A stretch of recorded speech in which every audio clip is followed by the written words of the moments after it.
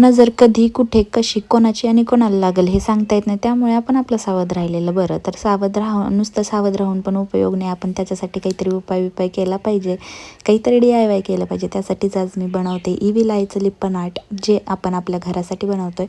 तर अगोदर मी एक केकचा पुठ्ठा घेतला, जे केक बेस असतो तो. त्यानंतर मोल्डेड क्लेने अशा 3 रिंग्स बनवल्या आणि इव्हिल आयचे जे कलर्स आहेत ते कलर्स फिल करून त्यामध्ये घेतले, म्हणजे ब्लॅक, स्काय ब्ल्यू, व्हाईट आणि नंतर ब्ल्यू.